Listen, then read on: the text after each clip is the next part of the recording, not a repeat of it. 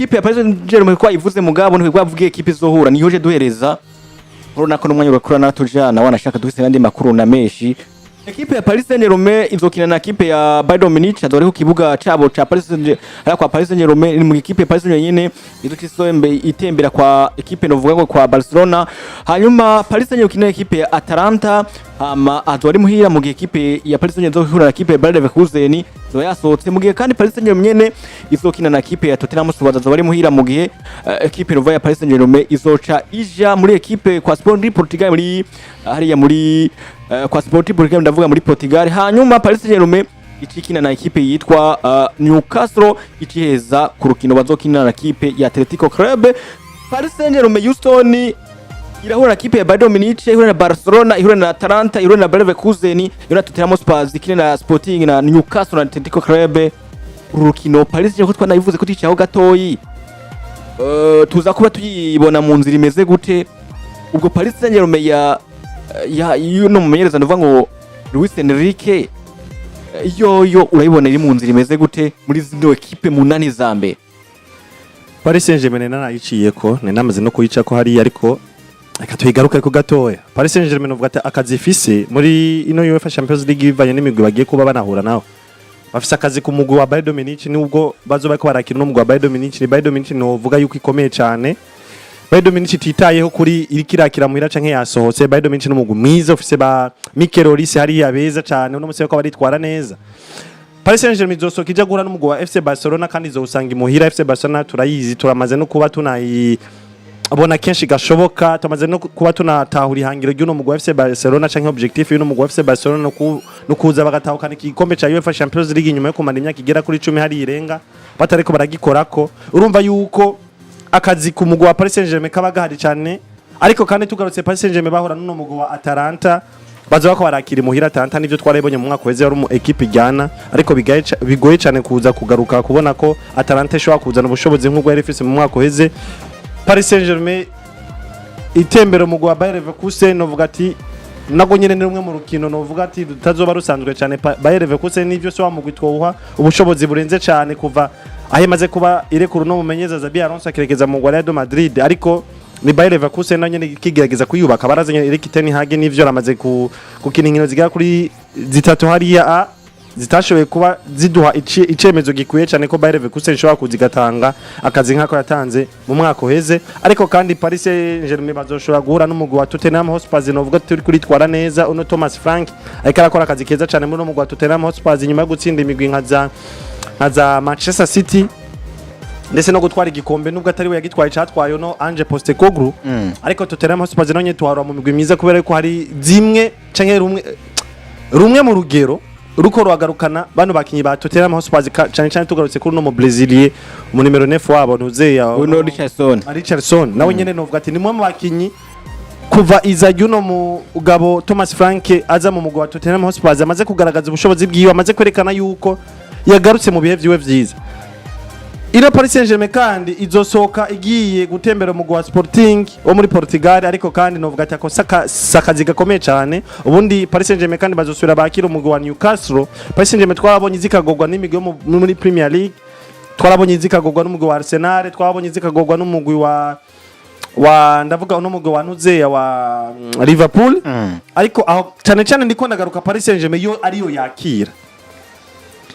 Paris Saint-Germain kenshi kirakira no mugwe mu Bwongereza narabonye ihura n'ibibazo cyane bikomeye cyane byo gushobora kuza kwidefend imbere no mugwe mu Bwongereza mu gihe bayakiriye mu Bufaransa i Parc des Princes. Twarabonye Liverpool zigatsinda Paris Saint-Germain muhira. Twarabonye nivyo ino Aston Villa biza bikagorana imuhira i Parc des Princes ariko yo ubwayo yararonse insinzi imbere ya Paris Saint-Germain mu Bwongereza. Novuga ati imigwe mu Bwongereza nimwe mu migwi yigaragaje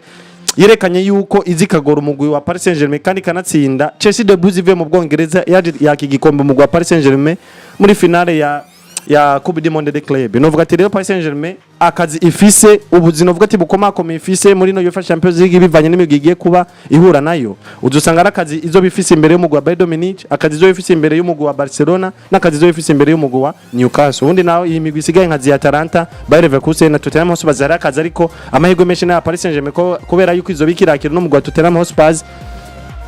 n'imbere y'uno mugwi wa Atletico Bilbao yabaniko Williams novuga ko wowe uri mu migwi novuga to utoha akazi cyane no mugwa Paris Saint-Germain novuga ati Paris Saint-Germain nawe nyene irafise akazi gakomeye mu migwi ifise ubuzi bukomeye cyane muri no UEFA Champions League Paris Saint-Germain je no yishiramo no yishiramo gose ariko nawe nyene wacafise amahirwe yo kwisanga mu migwi 8 ya mbere muri UEFA Champions League.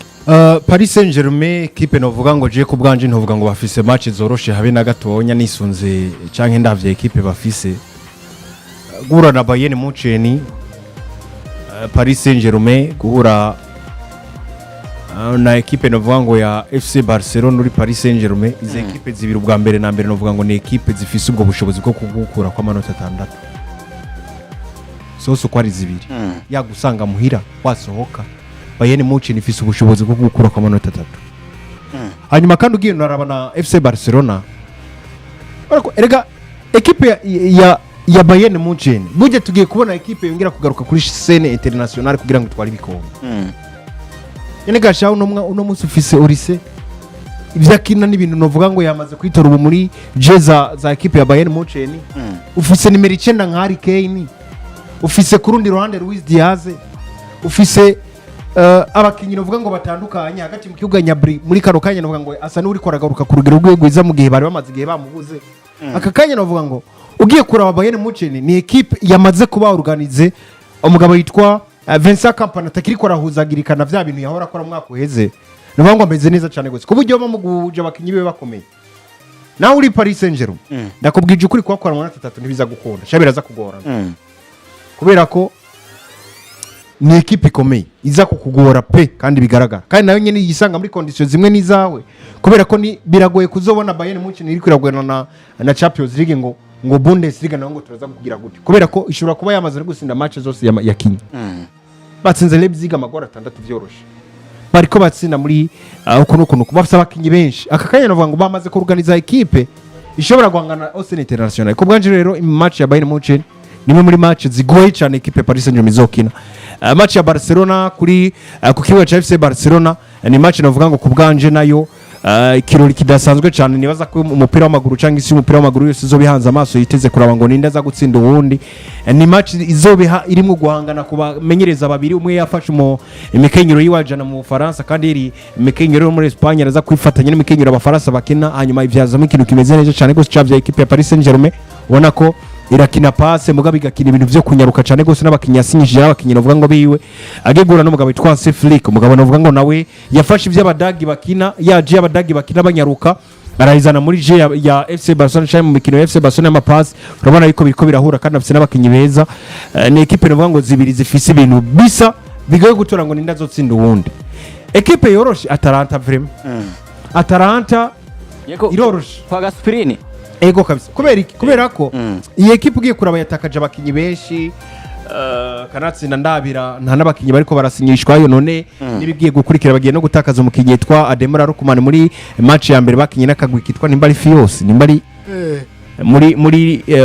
Serie A karana barananganya kandi kabasanze muhira ubwo rero muri kano kanya je nta cizere equipe ya Atalanta yo makinyi meza ngo boshobora gutsinda equipe yande ya Paris Saint-Germain hanyuma cangaruka kuri equipe ya Bayer Leverkusen bazokira nabo basohotse equipe menga ndayitinya gatonya imbere y'ano ma equipe akomako Bayer Leverkusen no mereza wabo Paris Hage kumengo niwe yisha ibintu byose gusumba ibindi byose equipe ni nziza mugabana bakaja yica uraza habwa hano yagejeje equipe ya Ajax Amsterdam yarameze neza eske urabizi yuko uyu mugabo imbere ya match novuga ngo afise agaciro gakomeye zo gusanga ni gake wa mubura Ten Hag ndamutinya ukuru kubera ko Ten Hag nivyo ashobora gukubitwa nize equipe novuga ngo nyinshi ariko mugabo za match zifise agaciro gakomeye ugasanga rimwe na rimwe umenga aragoye